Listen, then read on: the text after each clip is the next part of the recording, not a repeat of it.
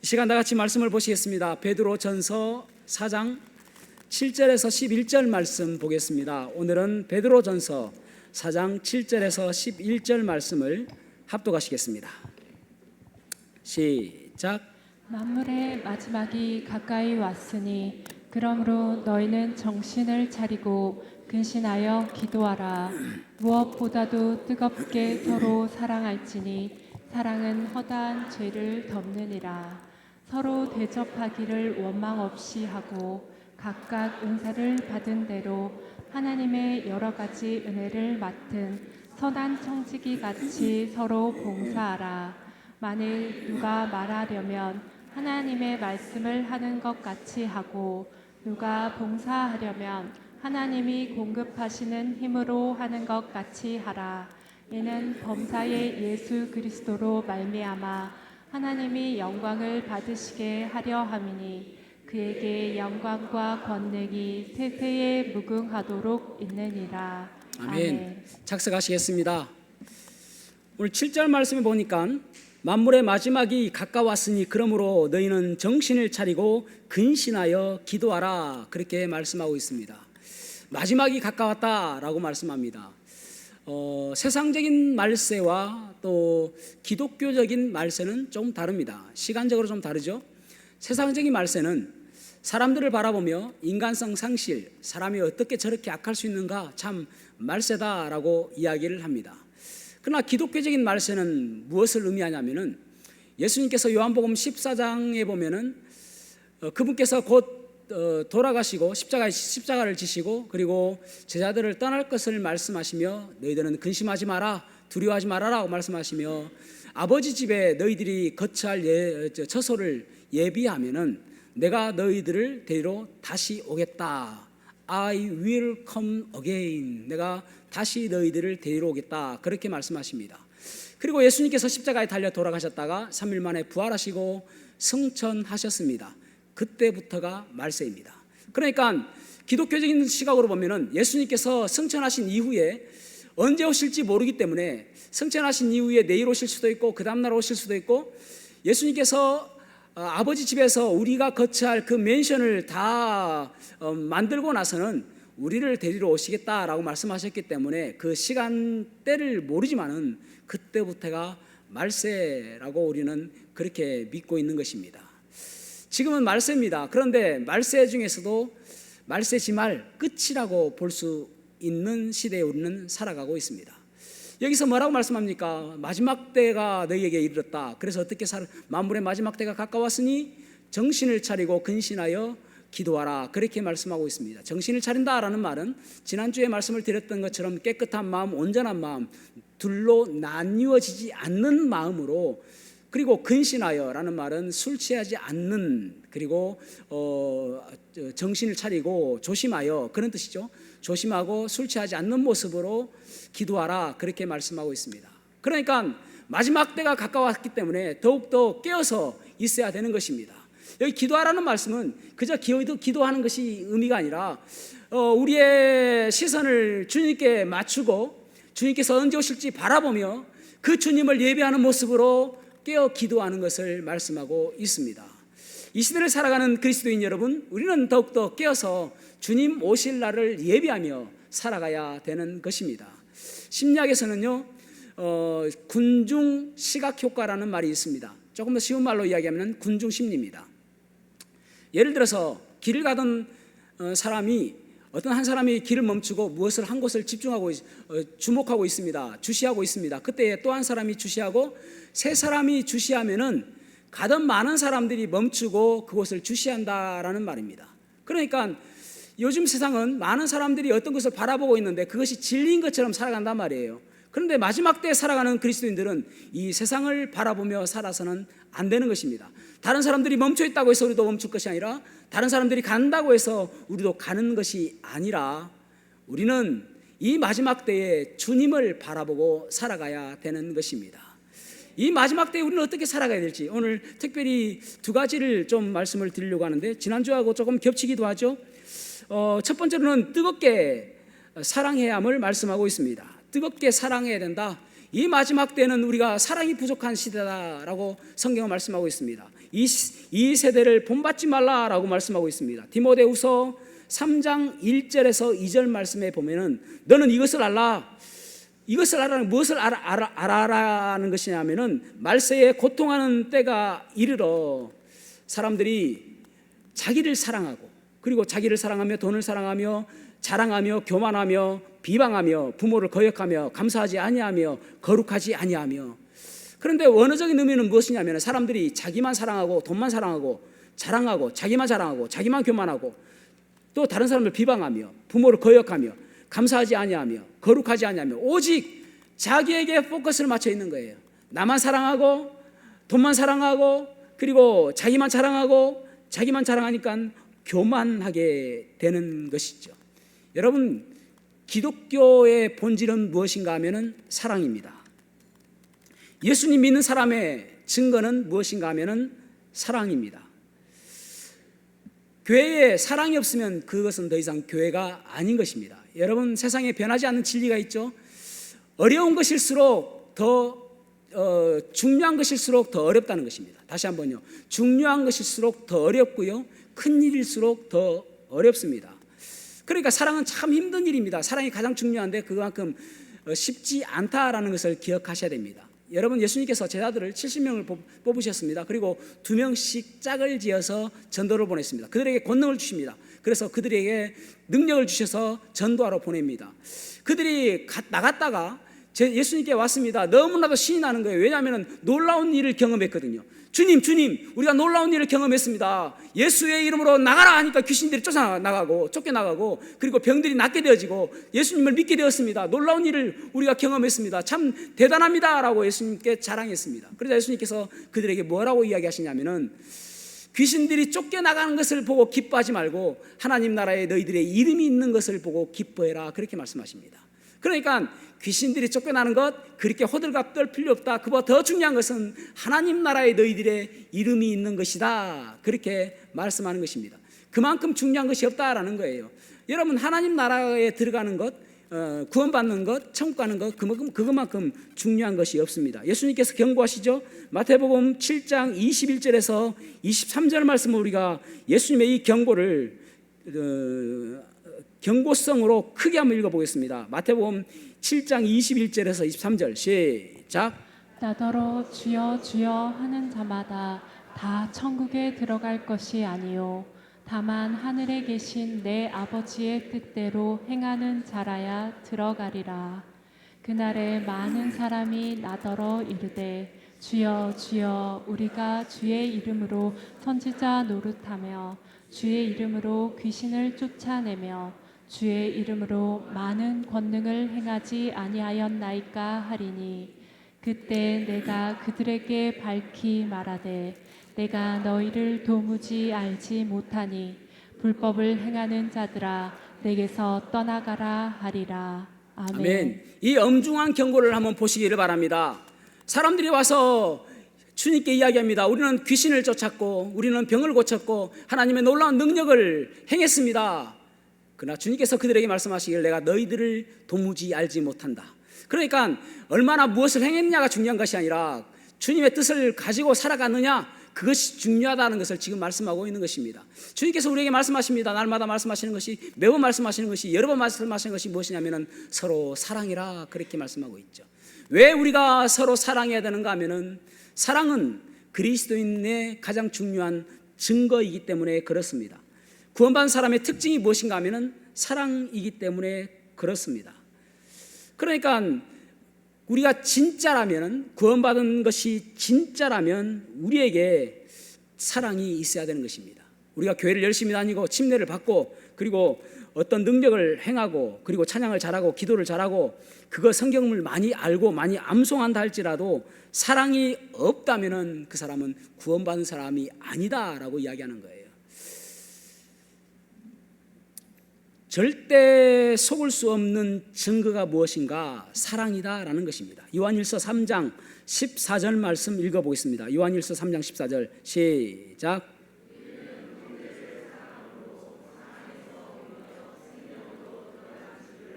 와 사랑하지 아니하는 자는 사망에 머물러 있느니라. 아멘. 너희들은 이것을 알라라는 것이죠. 무엇을 알아야 되는가? 형제를 사랑함으로 사망이라는 것은 그저 죽는 것, 육체적인 죽음을 이야기하는 것이 아니라 지옥 가는 것을 이야기합니다. 영적으로 죽는 것을 이야기합니다. 그래서 사랑함으로 그 영적인 죽음에서 옮겨져서 생명이라는 것은 장수하는 것 아닙니다. 생명이라는 것은 천국 가는 영생을 얻었다는 것입니다. 그러니까 그 지옥 가는 것에서 영생을 얻게 되었다는 것이죠. 그러나 여전히 사랑하지 아니하는 것은 그 사망에 머물러 있다, 지옥 가는 상태, 구원받지 않은 상태로 머물러 있다라고 말씀하고 있는 것입니다. 여러분 오해하지 마시기 바랍니다. 이것이 구원의 조건이라고 말하는 게 아니에요. 이거 사랑해야 구원받는 것이다라고 이야기하는 게 아니에요. 구원받은 사람의 표다, 구원받은 사람의 증거다라는 것을 이야기하는 거예요. 예를 들어서 요한계시록 21장 8절 보면은 두려워하는 자들과 믿지 아니하는 자들과 흉악한 자들과 살인자들과 음행하는 자들과 우상 숭배자들과 거짓말하는 자들과 거짓말하는 자들 모든 자들은 불과 유황에 타는 못에 던져지리니 이것이 둘째 사망이다 말씀합니다. 거짓말하고 음행하고 또 우상 숭배하고 그것이 지옥 가는 것이 아니라 지옥 가는 사람들의 특징을 보니까 두려워하는 자들, 믿지 아니하는 자들, 또 우상 숭배하는 자들, 거짓말하는 자들, 그런 사람들이 다 지옥 가는 사람들의 특징을 이야기하는 거예요. 여러분 우리는 구원은 사랑한다고 구원받는 거 아닙니다. 구원은 오직 예수 그리스도의 보혈을 믿음으로 예수님께서 나의 죄를 위해서 십자가에 달려 돌아가셨다가 3일 만에 부활하시고 성천하셨다가 다시 오실 것을 믿는 그 믿음으로 구원받은 것입니다. 그것이 사랑이 구원의 조건이 아닌데 구원받은 사람의 특징이 무엇이냐면은 증거가 무엇인가 하면은 무엇으로 나타나는가 하면은 사랑으로 나타난다라고 말씀하고 있는 것입니다. 그래서 우리가 형제를 지금 사랑하고 있는가, 그 사랑이 내 마음속에 머물러 있는가를 생각해 보아야 됩니다. 그것이 구원의 증거가 되는 것입니다. 여러분 착각하지 마셔야 됩니다. 내 마음속에 아직도 여전히 사랑하는 마음이 없고 미워하는 마음으로 가득 차 있다면 어쩌면은 경고성으로, 엄중한 경고로 받아들여야 된다라는 말씀을 지금 제가 하고 있는 것입니다. 갈라디아서 5장 14절에서 15절 말씀도 아주 중요한 말씀이죠. 읽어보겠습니다. 갈라디아서 5장 14절과 15절 말씀 시작. 온 율법은 내 이웃 사랑하기를 내 자신같이 하라 하신 한 말씀에서 이루어졌나니 만일 서로 물고 먹으면 피차 멸망할까 조심하라. 아멘. 아멘. 사랑을 하는데 율법이 여러 가지가 있다고 말씀하죠. 랍비들이 614가지로 분류했다고 이야기하지 않습니까? 그 수많은 율법 가운데 이웃을 사랑하는 것으로 율법을 다 완성하였다, 다 지켰다라고 인정받는다라는 말입니다. 그러니까 가장 탑 오브 탑, 가장 중요한 것, 가장 귀한 것이 무엇인가 하면은 내 이웃을 내 몸과 같이 사랑하는 것입니다. 그러니까 내 이웃을 내 몸과 같이 사랑하는 것이 곧 주님 사랑하는 것이고, 내 이웃을 내 몸과 같이 사랑한다면 어떻게 그 사람이 다른 사람을 살인할 수 있겠습니까? 내 이웃을 내 몸과 같이 사랑하는 사람이 어떻게 다른 사람을 간음할 수 있겠습니까? 음행을 베풀 수 있겠습니까? 내 이웃을 내 몸과 같이 사랑하는데 어떻게 도둑질할 수 있겠습니까? 그러니까 그것이 가장 기본이고 가장 중요한 것이다. 그래서 내 이웃을 내 몸과 사랑하는 것이 율법의 완성이다, 그렇게 말씀하고 있는 것입니다. 그런데 오늘 본문의 말씀에서는 우리가 사랑을 해야 되는데 어떻게 사랑해야 되는가 말씀하고 있죠. 자, 베드로전서 4장 8절 말씀 다시 한번 봅니다. 무엇보다도 뜨겁게 서로 사랑할지니 사랑은 허다한 죄를 덮느니라. 아멘. 세 번역에서는 뭐라고 이야기하고 있냐면, 원에서는 이것이 들어있는데 우리 성경에서 빠졌습니다. 무엇보다도 먼저 뜨겁게 사랑해라. 먼저 최우선적으로 뜨겁게 사랑해라, 그렇게 말씀하고 있습니다. 뜨겁게라는 말은 에크테네스라는 단어입니다. 헬라어로 에크테네스라는 단어는, 에크라는 말은 뭐뭐 밖으로라는 뜻이고요, 테네스라는 말은 잡아당기다라는 뜻입니다. 그러니까 뭐뭐 밖으로 잡아당기다라는 뜻이 에크테네스라는 뜨겁게라는 단어입니다. 그러니까 마치 줄을 당기듯이 사랑을 하는데 그저 한 번만 사랑하는 것이 아니고 이례적으로 사랑하는 것이 아니라 끝까지 줄을 놓지 않고 뜨겁게 아주 열정적으로 열심적으로 사랑하는 것, 그것을 뜨겁게 사랑하는 것이다 라고 말씀하고 있습니다. 이 단어가요, 에크테네스라는 단어가 누가복음 24장에 보면 예수님께서 겟세마네 동산에서 간절히 기도하셨다 할 때 간절히라는 단어가 에크테네스라는 단어입니다. 그러니까 그 기도를 쉬지 않고 끊임없이 간절하게 열정적으로 열렬히 기도하는 것을 에크테네스라고 이야기하는 것입니다. 그러니까 옆 사람을 사랑할 때에 이 뜨거운 사랑으로 사랑하지 않는 것은 가짜 사랑이다라는 거예요. 그 뜨겁게 옆 사람을 사랑하는 것이 올바른 그리스도인의 모습이다라는 것입니다. 어디까지요? 형제의 허물이 덮어질 때까지, 형제의 허물이 보여지지 않을 때까지. 그래서 우리는 예수님의 눈을 좀 닮아야 됩니다. 예수님의 눈은요, 누구나 다 불쌍하게 보았던 눈이었습니다. 예수님은 심지어 예수님을 팔았던 가룟 유다를 바라보시면서도 불쌍히 여기셨습니다. 심지어는 현장에서 가늠하다 잡힌 여인을 바라보시면서도 예수님께서는 불쌍히 여기셨습니다.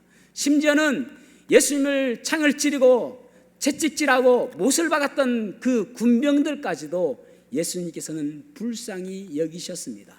그래서 우리가 여러분 뜨겁게 사랑하는 것은 무엇인가 하면은 다른 사람들을 긍휼히 여기고 불쌍히 여기는 마음입니다. 기도하셔야 돼요. 주님, 저의 눈이 예수님 눈 닮아서 간절하고 뜨겁게 사랑할 수 있도록 도와주시고 긍휼한 마음으로 바라볼 수 있도록 도와주십시오. 기도하셔야 되는 것입니다.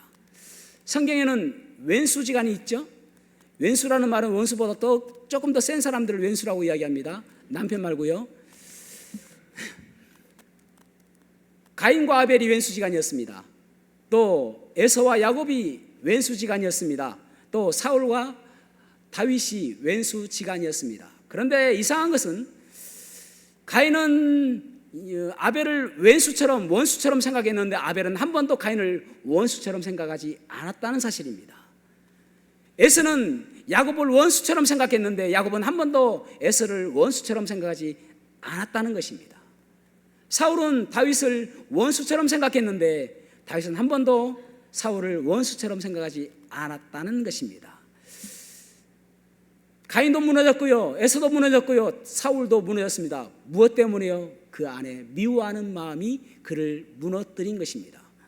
아벨도 무너지지 않았고요, 또 야곱도 무너지지 않았고요, 다윗도 무너지지 않았습니다. 왜냐하면 그 마음에 미워하는 마음이 없었기 때문에 그렇습니다. 그렇다면 여러분 생각해 보시기 바랍니다. 내가 무너지고 내가 망하는 이유가 무엇인가 하면은 다른 사람들을 미워하기 때문에 그런 것입니다. 다른 사람들을 미워하고 다른 사람들을 원망하고 다른 사람들을 바라보며 그 허물만 바라보고 있다면은 나는 망하고 있는 지금 그러한 상태임을 기억하셔야 됩니다.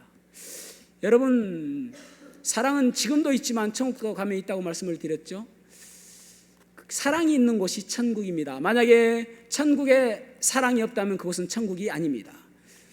지옥은 사랑이 없는 곳입니다. 만약에 지옥에 사랑이 있다면 그곳은 지옥이 아닙니다.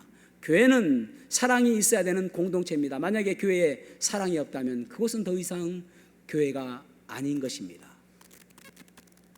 그래서 여러분, 어쩌면 우리의 마음속에 여전히 불편한 사람도 있고 여전히 미워하는 사람이 있다면 회개하셔야 됩니다. 왜냐하면 주님께서 우리에게 마지막 때가 가까웠다, 그래서 너희들은 뜨겁게 사랑해라 명령하신 것이기 때문에 그렇습니다. 사랑하지 않는 것 때문에 회개하셔야 됩니다. 주님, 제가 누구를 사랑하지 못하고 있습니다. 여러분, 교회에서 누구는 친하고 누구는 친하지 않다면 회개하셔야 됩니다.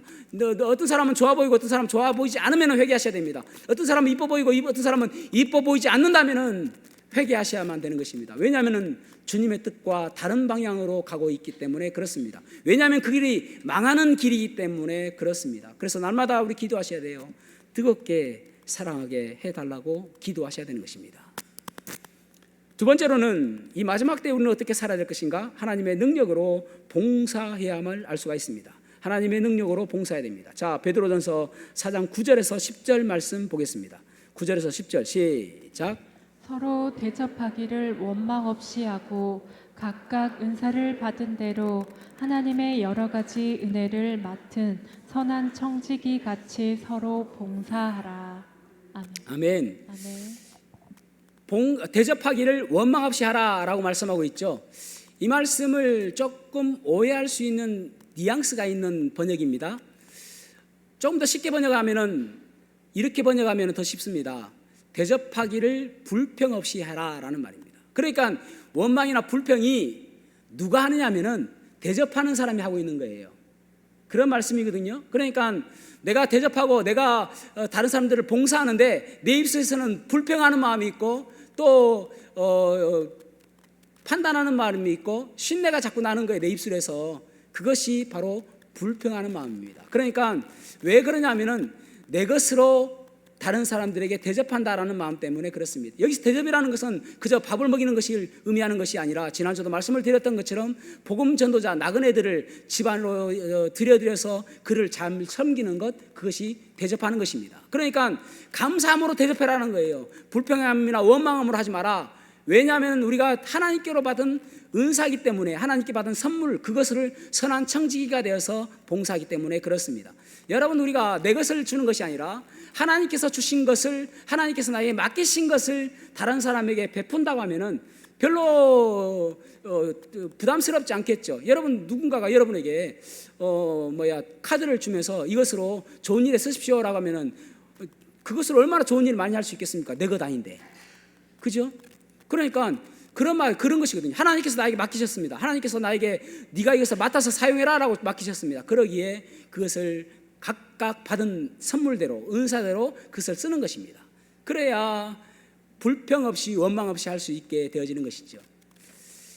내가 불평 없이 하고 원망 없이 하고 내가 선한 청지기로서 하고 있는 것을 어떻게 알 수 있는가 하면은 내가 드러나느냐 아니면은 주님께서 드러나느냐입니다. 주님께서 드러나는 내 섬김과 봉사는 내 것이 아니라 주님께서 나에게 맡기신 것을 내가 쓰는 것입니다라고 하는 고백 가운데 있는 것이고, 내 것을 지금 참 아깝고 아까운데도 쓰고 있다라는 생각을 갖게 되면 원망과 불평이 있게 되는 것이죠. 결국 내가 나타나는 거예요. 아, 저 사람 참 대단하다, 놀랍다, 저 사람 참 훌륭하다라고 생각하는 것, 그렇게 보여지면 안 된다라는 것입니다. 예전에 유명한 지휘자 있죠. 토스카니니가 막 연주를 하다가 갑자기 멈췄습니다. 그리고 한 바이올리니스트한테 너 그거 소리 크면 안 돼, 줄이란 말이에요. 너 너무 크다 말하고 질책을 하는 거예요. 그 바이올리니스트는 엄청 세계적인 연주가입니다. 잘하는 사람이에요. 그런데 토스카니니가 멈추고 그 사람이 질책하는 거예요. 왜냐하면 그 부분에서는 바이올린 그 연주가 튀어나오면 안 되는 것이거든요. 다른 것이 튀어나와야 되고 그것은 아주 잔잔하게 나와야 되는 부분이 근데 자기가 연주 잘한다고 도취되어져 가지고 막 그냥 자기가 나오는 거예요. 그렇게 해서는 안 되는 것입니다. 우리가 교회에서 봉사하고 섬길 때에 내가 드러나지 않는 모습이 되어야 된다라고 말씀하고 있는 것이죠. 11절 말씀 읽어보겠습니다. 4장 11절 시작. 누가 말하려면 하나님의 말씀을 하는 것 같이 하고 누가 봉사하려면 하나님이 공급하시는 힘으로 하는 것 같이 하라. 이는 범사의 예수 그리스도로 말미암아 하나님이 영광을 받으시게 하려 함이니 그에게 영광과 권능이 세세에 무궁하도록 있느니라. 아멘. 아멘. 말을 하려면은 하나님의 말씀으로 말하는 것처럼 해라. 그러니까 하나님의 말씀으로 한다는 것은 하나님의 말씀이 기준되어지는 말을 해라. 네 생각을 말하지 말아라, 그런 말이죠. 그 다음에 봉사하려면 하나님께로부터 공급받는 것처럼 해라. 그 말은 내가 내 힘으로 하는 것이 아니라 하나님께서 주신 물질, 또 내 힘으로 하는 것이 아니라 하나님께서 주시는 힘, 그 힘으로 한다라고 그렇게 이야기하라는 것입니다. 무슨 말입니까? 주님께 영광 돌리는 모습으로 해라라는 것입니다. 그렇게 봉사하라는 것이죠. 내 능력으로 하게 되어지면 힘들고 지칠 때 쓰러집니다. 그러나 하나님께서 주시는 능력으로 하게 되어지면 지치지 않죠. 피곤하지 않죠. 그 힘으로 해라라고 말씀하고 있습니다. 왜 우리가 그렇게 해야 될까요? 그것은 왜냐하면 그 모든 것들을 우리가 찬양도 했지만은 하나님께서 기억하시기 때문에 그렇습니다. 하나님께서는 반드시 우리의 행동과 우리의 삶을 기억하십니다. 그래서 오늘의 열매는 과거에 우리가 뿌린 씨앗의 열매입니다. 다시 한번요. 오늘의 이 결과 열매는 과거에 우리의 뿌린 씨앗이고, 그리고 미래의 열매는 오늘 우리가 뿌리는 씨앗의 결과입니다. 따라해 보실까요? 오늘의 열매는 과거의 씨앗이다. 언젠가 내가 뿌린 그 씨앗이 나중에는 우리가 그것을 열매로 맺게 되어진다는 것이죠. 때로는 우리한테 있지 않을 수도 있고 우리의 자녀에게 갈 수도 있습니다. 다윗 보십시오. 다윗은 그가 BC 1010년에 왕이 되었거든요. 그리고 BC 970년까지 왕을 하고 솔로몬이 이제 970년부터 930년까지 왕이 되었습니다. 그리고 솔로몬이 죽고 나서 나라는 두 동강 났죠. 북이스라엘과 남유다로 나뉘어졌습니다. 그리고 남유다의 왕들은 20명이었는데 그 가운데 선한 왕이 6명, 7명 그렇습니다. 어떤 사람은 7명이라고 치기도 하고 어떤 사람은 6명 치기도 합니다. 7명 친다 하더라도 13명이 악한 왕이었습니다. 그럼에도 불구하고 왕조가 바뀌지 않았어요. 다윗의 왕조부터 계속 유지되어집니다. 왜냐하면 다윗 때문에 그런 거예요. 다윗 때문에 네 그 왕좌를 내가 옮기지 않겠다고 하셨던 하나님의 약속. 그래서 결국은 다윗의 후손을 통해서 예수 그리스도라는 분이 나오시잖아요. 그러니까 그것이 무엇 때문에 다윗의 선한 일을 했기 때문에 다윗의 길을 벗어나지 않았던 사람들을 선한 왕이라고 이야기하는 것입니다. 하나님은 기억하시는 거예요. 그래서 반드시 하나님께서는 기억하시기 때문에 우리가 그 어려운 가운데서도 꾸준히 그 일을 감당하는 것입니다. 갈라디아서 6장 7절에 보면은 사람이 무엇으로 심든지 그대로 거두리라 라고 말씀하고 있습니다. 무엇을 심든지 반드시 거두게 하시는 분이 하나님이십니다. 여러분, 우리가 잘 알고 있는 것처럼 한국의 슈바이처라고 하면은 장기려 박사를 이야기하죠. 장기려 박사는 6.25 동란을 통해서 이제 피난 내려오신 분입니다. 가족들을 다 이북에 남겨두고 그리고 남쪽으로 내려왔습니다. 부산에 복음병원을 설립하였습니다. 그래서 가난한 사람들을 돌봐줬죠. 이 복음병원이 지금의 고신대 병원이 됐지 않습니까? 그래서 가난한 사람들은, 어떤 사람들은 병원비도 받지 않고 공짜로 고쳐주고 그렇게 했습니다. 그리고 나서 한 50년 뒤가 되었을 때에 그 장기래 박사는 있잖아요. 여러 사람들이 나이가 들면서 결혼을 시키려고 했습니다. 왜냐하면 남쪽에는 이제 아내가 없으니까 혼자 사시니까 다른 분을 소개를 시켜주고 결혼을 시키려고 했습니다. 그런데 장기래 박사는 이북에 있는 자기의 아내가 있음을 생각하고 결혼하지 않았습니다. 자매님들 아멘이죠? 결혼하지 않고 있었습니다. 그리고 50년이 지난 다음에 이 그 소식통을 통해서 알게 된 것이 북한에서 자신의 아내와 자신의 자녀들이 잘 살고 있다라는 소식을 들었습니다. 그러자 그가 고백했던 것이 무엇입니까? 내가 남쪽 이쪽에서 하나님 사랑하는 마음으로 봉사하였더니 내가 손이 뻗치지 않는 저 먼 곳에서는 하나님께서 그들을 돌보셨습니다. 그렇게 이야기하는 거예요. 하나님께서는 우리의 수고를 결코 잊지 않으십니다. 그래서 우리는 사랑하고 봉사해야 되는 것입니다. 어떤 경우는 내키지 않죠. 억지로라도 해야 됩니다. 좋은 거면 어떻게 할 수 있습니까? 내키지 않는다 하더라도 주님 사랑하는 마음으로 하는 거예요. 저도 때로는 설교하기 싫을 때가 있습니다. 뭐 설교를 맨날 하고 싶은 게 아니라 하기 싫을 때가 있습니다. 그럼에도 불구하고 억지로라도 하는 것이죠. 제가 해야 될 일이니까. 이번 주는 설교 엄청 하고 싶었습니다. 왜냐하면 이제부터 제가 하고 싶은 이야기가 너무나도 제가 좋아하는 그 서브젝트예요. 주제입니다. 엄청 좋아하는 이야기이기 때문에 마지막 때에 지금은 진짜 임박한 마지막 때입니다. 말세지말이라고 이야기했던 것도 지금 이야기를 하려고 하는 것입니다. 지금 이제 이스라엘 전쟁을 보면서 지금 현재 정세를 좀 아셔야 되거든요. 이스라엘 전쟁을 보면서 이란하고는 휴전했지 않습니까? 그런데 하마스하고 전쟁은 계속 하고 있습니다. 그래서 가자 지구를 계속 공격하고 그렇게 하지 않습니까? 하마스하고의 전쟁은 왜 계속 하고 있는가 하면은요, 2023년 10월 7일 날 하마스가 먼저 이스라엘을 공격하였습니다. 왜 공격하였는가? 공격한 100일 후에 그 군사 대변인 아부 아베다가 이렇게 이야기했습니다. 왜 우리가 이스라엘 침공했는가 하면은 붉은 암송아지 희생 제물과 그리고 템플 마운틴 성전산 건립 때문에 위협을 받고 우리가 전쟁을 일으켰다라고 이야기했습니다. 여기 붉은 암송아지를 이야기해요. 붉은 암송아지 희생 제물, 이것 때문에 우리가 전쟁을 일으켰다라고 이야기합니다. 이 붉은 암송아지라는 건 무엇인가 하면은, 이스라엘은 AD 70년에 티투스 장군에 의해서 예루살렘 성전이 무너지고 그들은 디아스포라, 흩어진 유대인이 되었습니다. 세계에 뿔뿔이 다 흩어져 버렸습니다. 이스라엘 나라가 없어져 버렸습니다. 그런데 그들의 꿈은 무엇인가 하면 다시 이스라엘이 회복되는 것, 그것이 꿈이었습니다. 그리고 나서 그 이스라엘이 회복되어져야 결국은 지금 이제 제1성전은 솔로몬이 세운 성전이고 제2성전은 스룹바벨이 세운 성전이거든요. 그래서 성전이 무너졌기 때문에 제3성전이 세워지는 것이 그들의 꿈입니다. 그들의 염원입니다. 그런데 나라도 없어요. 그들은 열심히 하나님께 기도합니다. 그래서 하나님께서 그들에게 나라를 주세요. 언제냐? 1948년 5월 14일 날, 이때까지 성경에만 있던 나라가 없던 그 나라가 하나님께서 나라를 회복시켜 주십니다. 나라가 건국되어졌습니다. 1948년 5월 14일 날.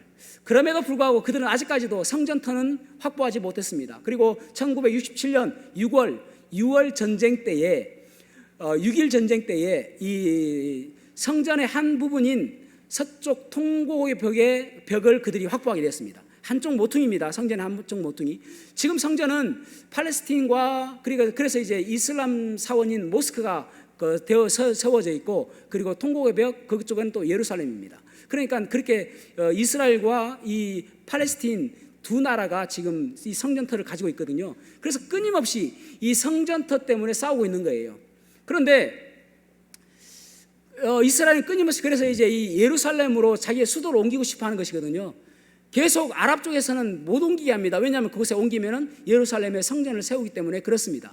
그런데 놀라운 일이 있었죠. 2017년 12월에 트럼프가 이스라엘의 수도는 예루살렘이다, 그렇게 선언한 것입니다. 엄청난 파장이었습니다. 아랍 국가에서는 엄청난 반대가 있었습니다. 그럼에도 불구하고 아직까지도 예루살렘이 그들의 명실고의 수도로서는 지금 일을 못하고 있는 거예요. 그러니까 이 예루살렘에 이제 그들이 성전을 세우는 것이 그들의 꿈이거든요. 그런데 이 제3성전을 세우려면은 무엇이 있어야 되냐면은 붉은 암송아지, 그 다음에 또 제사장들이 있어야 되고, 그리고 제원이 있어야 되겠죠. 그런 것들이 필요합니다. 그런데 그들은 일찍이 제3성전을 세우기 위한 위원회를 구축하고, 그리고 제3성전을 위해서 노력했습니다. 그런데 한 가지가 없는 게 무엇이냐 하면은 제사장도 있어요, 제원도 있어요. 그런데 무엇이 없냐면은 붉은 암송아지가 없는 거예요. 붉은 암송아지는 털이 온전히 붉어야 됩니다. 흰 털이 하나도 없어야 되고 검은 것이 하나도 없어야 됩니다. 계속 찾아다니는 거예요. 왜냐하면 인위적으로 의사의 도움을 빌려서 그렇게 한 것이 아니라 수태가 되어지고 자연적으로 태어난 붉은 암송아지가 되어야 되기 때문에 그렇습니다. 그러니까 끊임없이 전 세계를 찾아다니며 이 붉은 암송아지를 찾는 거예요. 그런데 2022년에 드디어 찾았습니다. 텍사스에서 5마리를 찾았습니다. 2022년 9월 달에 그래서 텍사스에서 예루살렘으로 이 붉은 암송아지 5마리를 이동시킵니다. 이동시키는데 비용이 얼마 들었냐면 70만 달러. 우리나라 돈으로 9억 7천만 원. 안 놀라셔도 괜찮아요. 그 돈이 큰 돈입니까? 어쨌든 그러한 큰 돈을 들여가지고 5마리를 예루살렘으로 옮겼습니다. 언제라고요? 2022년 9월. 그래서 2023년 10월 7일 날 하마스가 그 위협 때문에 전쟁을 일으킨 것입니다. 이 붉은 암송아지 때문에, 희생 제물을 때문에. 그래서 민수기 19장에 보면은 성전을 정결케 하고 제사장을 정결케 하는데 반드시 필요한 희생 제물이 무엇이냐면은 붉은 암송아지입니다. 자, 그렇다면은 이 붉은 암송아지가 지금 5마리가 있느냐? 아닙니다. 3마리는 자격 미달이 되었습니다. 2마리만 남았었습니다. 온통 붉은색이에요. 2마리만 남았습니다. 그런데 이 붉은 암송아지가 희생 제물로 드릴 수 있는 연수가 있습니다. 커서는 안 되는 거예요. 암송아지라고 있잖아요. 그래서 멍에를 치지 않고 한 번도 수레를 끌어보지 않은 어린 암송아지가 됩니다. 몇 살요? 3년에서 4년. 3년에서 4년. 그러니까 2022년에 태어나가지고 23, 24, 25 지금 3살 되었습니다. 그러니까 올해 아니면 내년인데, 그래서 최근에 어떤 일을 했냐면은 이 붉은 암송아지 한 마리가 또 검정털이 생겨가지고 자격 미달이 됐습니다. 그래서 이제 한 마리만 남았습니다. 이 자격 미달된 이 붉은 암송아지를 그저 버리는 것이 아니라 리허설을 했습니다. 리허설이라는 말은 지금 곧 한다는 말이에요. 한번 연습해 보는 것이에요. 이렇게 해보자 하는 거 연습해 보는 거예요. 언제 했느냐? 7월 8일 날. 얼마 전에, 한 달 전에 했습니다. 그 뉴스에 나왔습니다. 7월 8일 날 이 리허설을 해가지고 붉은 암송아지 희생 제물을 드려서 성전을 정결케 하고 제사장을 정결케 하는 그 예식을 다 했습니다. 불로 다 태워가지고 그렇게 했단 말이에요. 그러니까 앞으로 3년 4년 되려면은 이제 1년 2년밖에 안 남았단 말입니다. 그러면은 제3성전이 세워져요. 그래 어떤 사람들은 그래요. 히브리서를 보면은 붉은 암송아지가 성전을 정결케 한 것처럼 예수님께서 예수님의 보혈로 성전을 정결케 했다, 그렇게 말씀하고 있습니다. 그래서 예수님을 통해서 모든 것이 이루어졌다라고 이야기하지만은 사실은 여러분 데살로니가후서 2장 3절 4절 읽어보겠습니다. 붉은 성전이 어떤 일을 하는가? 자, 데살로니가전서 후서 2장 3절 4절 시작. 누가 어떻게 하여도 너희가 미혹되지 말라. 먼저 배교하는 일이 있고 저 불법의 사람 곧 멸망의 아들이 나타나기 전에는 그날에 이르지 아니하리니 그는 대적하는 자라. 신이라고 불리는 모든 것과 숭배함을 받는 것에 대항하여 그 위에 자기를 높이고 하나님의 성전에 앉아 자기를 하나님이라고 내세우느니라.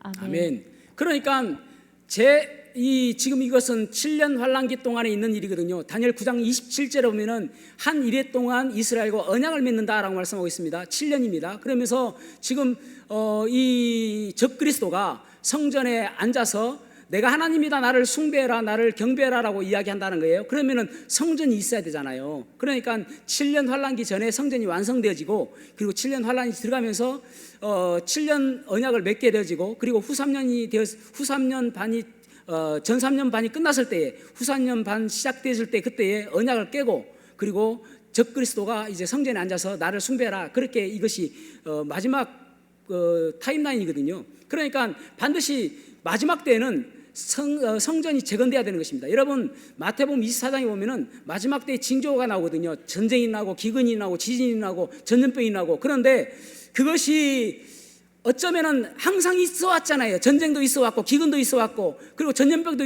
저번에 코로나도 있어 왔지 않습니까? 그것으로 평가할 수는 없지만은 명확한 평가가 무엇이냐면은 성전이 완성됐을 때입니다. 제3성전이 세워지면은 곧 적그리스도 나타나게 될 것이고, 그리고 환란기가 7년 환란기에 접어든다라는 말입니다. 그런데 지금 7월 8일 날 리허설을 했다는 것은 마지막 남은 이 붉은 암송아지, 여러분 이 5마리 지금 2000년 동안 처음으로 찾은 것입니다. 이게 5마리가 2000년 동안 끊임없이 지금 9마리가 붉은 암송아지가 이제 성전 제물로 드려졌거든요. 10번째 붉은 암송아지입니다. 그러니까 이것을 찾기 위해서 2000년 동안 이렇게 마지막 그 성전, 그러니까 AD 70년에 성전이 무너지기 바로 전에 9째 붉은 암송아지가 성전 제사 제물로 드렸다고 그래요. 그러니까 10번째 지금 2000년 동안 찾았는데 지금 찾았단 말입니다. 한 마리 남았단 말이에요. 그것을 이제 리허설을 했기 때문에 이것을 언제 할지 모르는 거예요. 그래서 성전이 재건되는 것만 바라보고 있어요. 모든 사람들이 성전만 재건되어지면은 곧 7년 환란기가 올 것이고, 그 7년 환란기 바로 그 시작점에 주님께서 이 공중에 재림하시고 우리는 휴거당하게 될 것이고, 그리고 7년 환란기가 끝났을 때 주님께서 이 땅에 재림하시고 천년왕국이 시작되어지는 거예요. 그러니까 다가오고 있다라는 거예요. 정말 임박한 때예요. 지금 4년째가 되는 애가 내년이거든요. 아까 붉은 암송아지 한 마리 남은 것이. 그래서 정말 끝까지 가고 있는 이 퍼즐이 하나하나 맞춰주고 있다는 사실을 여러분 기억하셔야 되는 것입니다. 그것을 바라보면 여러분 우리가 진짜 마지막 때임을 기억하셔야 됩니다. 여러분 우리가 마지막 때를 생각하면 우리가 말세다 나팔 불며 찬양하고 주님 다시 오십시오라고 아무리 많이 이야기해도 실감되지 않잖아요. 마치 먼 거리에 있는 것처럼, 아주 멀리 있는 그런 것처럼 보여지잖아요. 그런데 이런 것들이 하나하나 퍼즐을 맞춰가며 지금 다가오고 있다는 사실을 여러분 기억하셔야 됩니다. 깨어있어야 됩니다. 기도하셔야 됩니다. 주님 언제 오실지 모르기 때문에 날마다 깨어서 기도하며 주님 오십시오라고 우리가 그렇게 주님을 바라봐야 된다 말하는 말입니다. 어떻게 해요? 그래서 뜨겁게 사랑하고 주님께서 주시는 힘으로 봉사하고 성도를 사랑하는 모습, 그 모습이 우리 속에 더욱더 회복되어져야 되는 것입니다. 그것이 바로 마지막 때를 살아가는 우리들의 모습임을 기억하시기를 바랍니다. 사랑하는 성도 여러분, 지금은 마지막 때입니다. 마지막 때도 끝입니다. 끝자락에 우리는 살고 있습니다. 더욱더 주님 바라보고 깨어서 기도하는 저와 여러분이 되기를 주님의 이름으로 축복합니다. 기도하시겠습니다. 혹시 여러분 가운데 나는 아직 구원받지 못했습니다. 어떻게 하면 제가 구원받을 수 있겠습니까? 그런 분 계십니까? 손을 들어 표하시면 어떻게 예수님을 만날 수 있는지 상담을 통하여 예수님을 소개해 드리겠습니다. 사랑하는 성도 여러분, 여러분의 시선은 지금 무엇을 바라보고 있습니까? 주님 다시 오실 날을 바라보고 있습니까? 지금 임박해 있음을 좀 느끼십니까? 여러분, 주님 오실 날을 그렇게 멀지 않았습니다. 그 주님 오실 날을 바라보며, 주님, 제가 그 주님 오실 날 바라보며 더욱더 깨어있게 하시고 더욱더 거룩한 순결한 신부로서 살아가길 원합니다. 저에게 힘주십시오. 그렇게 소원하시는 분 계십니까? 손을 들어 표하시면 여러분들 위해서 기도해 드리겠습니다. 네, 그 손을 봤습니다. 네, 우리가 자리에서 일어나셔서 교회여 일어나라 찬양하겠습니다.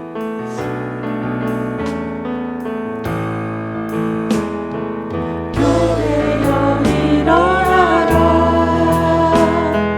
주께서 부르시니 두려움과 심에 내려놓고 교회여 일어나라, 교회여 일어나라, 교회여 일어나라, 주께서 보내시니 우릴 부르신 삶의 자리에서 교회여 일어나라. 우린 세상의 빛, 어둠을 밝히네 하나님의 편지, 주를 나타내는 주의 교회를 통해 우리 세상이 주를 보리라. 일어나라, 아버지 사랑으로, 아버지 능력으로 서로 하나 되어 그 빛을 비추라. 노래하라, 아버지의 사랑을, 아버지의 크심을 이 삶의 노래로 주님을 나타내라. 일어나라. 따라하시겠습니다. 주여 들으소서, 주여 용서하소서, 주여 행하시옵소서. 기도하시겠습니다.